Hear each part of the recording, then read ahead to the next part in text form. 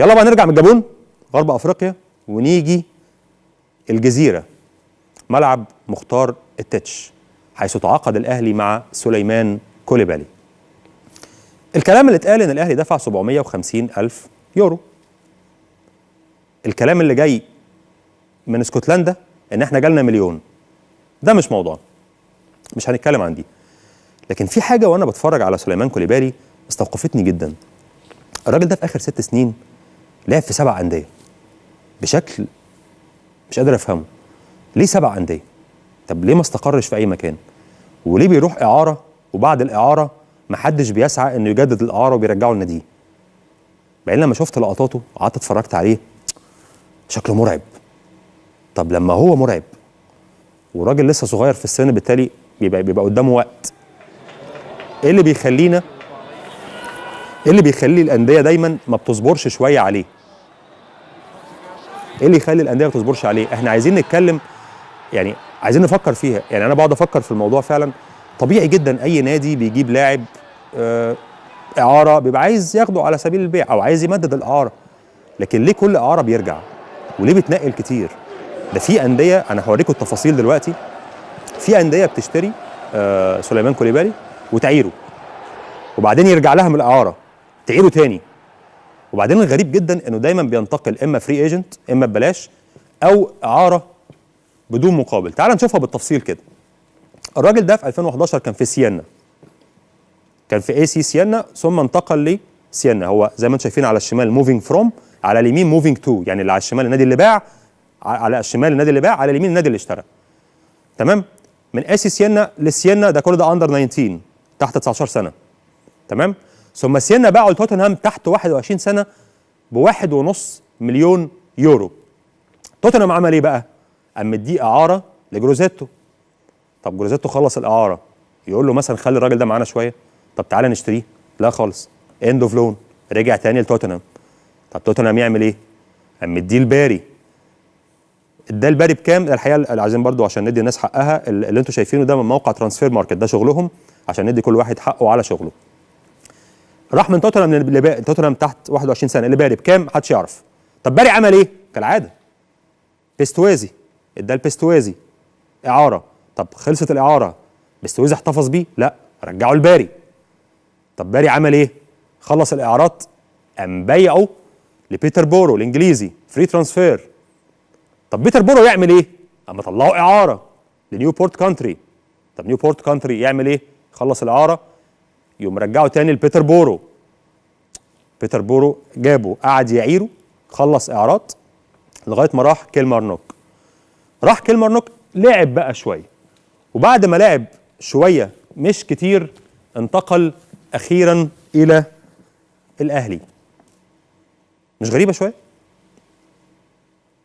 وبالذات انا لما اكلمك عن لعيب بالشكل ده، لما اوريكم الهيستوري بتاعه ده، اول حاجه هتقولها ده واضح انه لعيب ضعيف، لعيب مش موهوب، لعيب امكانياته محدوده، لكن الولد مرعب. طب ليه هو مرعب وليه الناس دايما مش عايز اقول بتتخلص منه؟ مش عارف. تعال نشوف لقطاته ونتكلم في الكوره ونخلي علامه الاستفهام حوالين سليمان كوليبالي تتحل لما يلعب فعلا في الاهلي وكلنا هنعرف كل حاجه. يلا نتفرج على الكوره.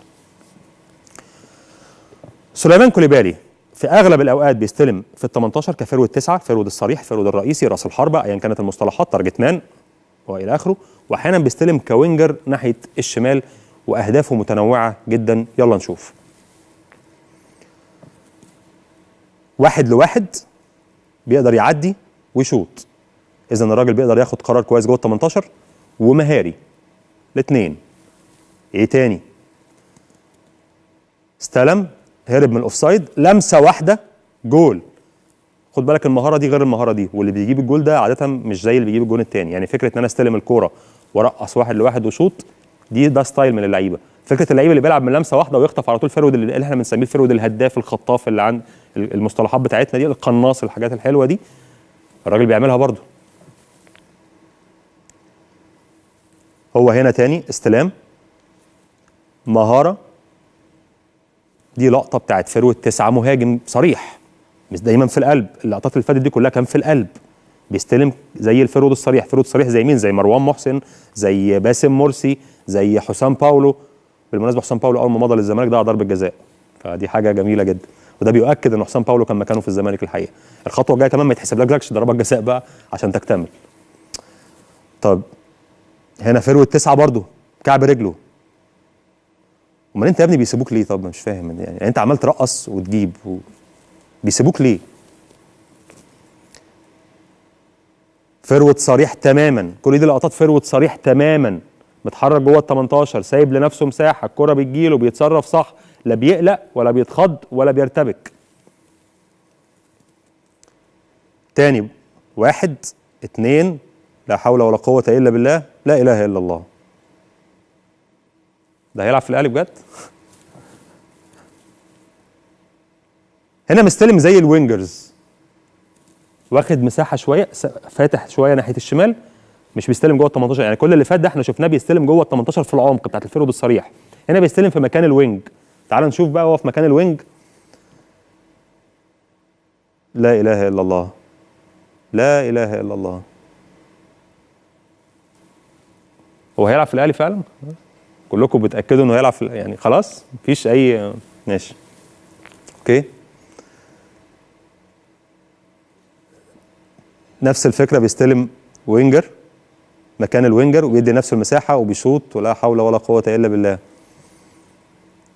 الاهلي يا الاهلي بتاع مصر، مش اهلي جده، مش اهلي ماشي اوكي. نفس الكلام برضو بيستلم كوينجر وبيقدر يتصرف 1 لواحد. انتوا خدتوا يا لا اله الا الله، لا اله الا الله. ده زاويه ميته خالص، ده زاويه شبه موت.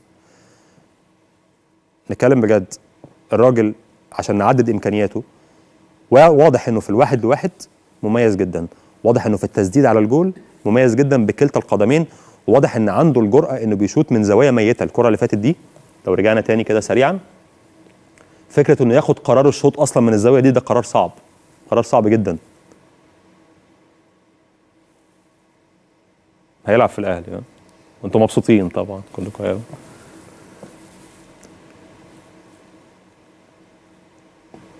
لا حول ولا قوه الا بالله.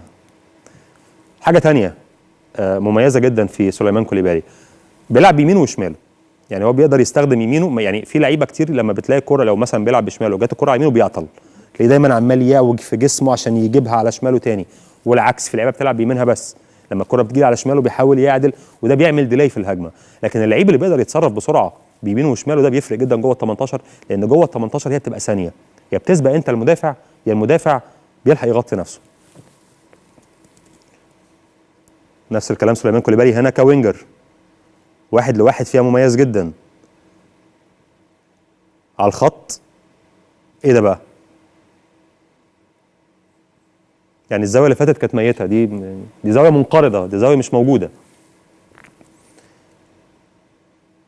بصوا بقى الكره دي 39 متر، لا اله الا الله يا ابني. طب يعني مش فاهم، طب انت بيسيبوك ليه يا حبيبي؟ دبل كيك، دبل كيك في علاقه بقى، هو بيكراش على الدبل كيك، بيموت في الدبل كيك، اي حاجه فيها دبل كيك زي ما انتم شايفين كده. خدوا بالكم تاني، الحاجه الوحيده، بص دبل كيك مش ممكن. الحاجه الوحيده اللي احنا لسه ما شفناهاش لغايه دلوقتي عشان نكون برضو مركزين معاه، العاب الهوا. يعني احنا شفناه 1 لواحد بيعدي، بيشوط من زوايا ميته، بيلعب بيمينه بيلعب بشماله، دبل كيك ما شاء الله.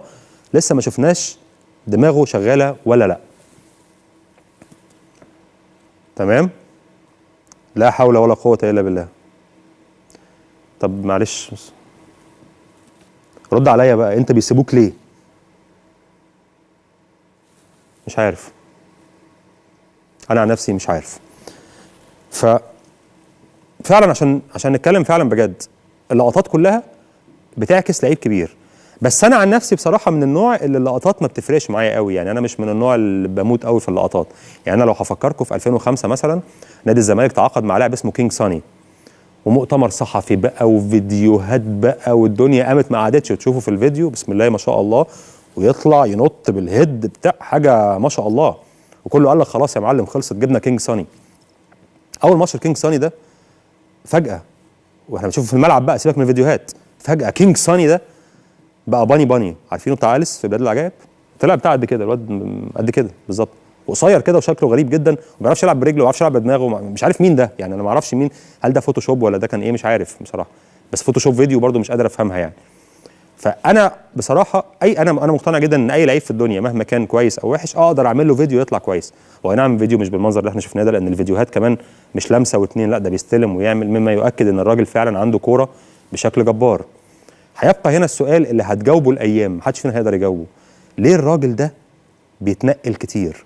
وليه الانديه اللي بتاخده على سبيل الاعاره ما بتسعاش انها تطول في الاعاره او تشتريه وبترجعه تاني؟ هنشوف الفتره الجايه.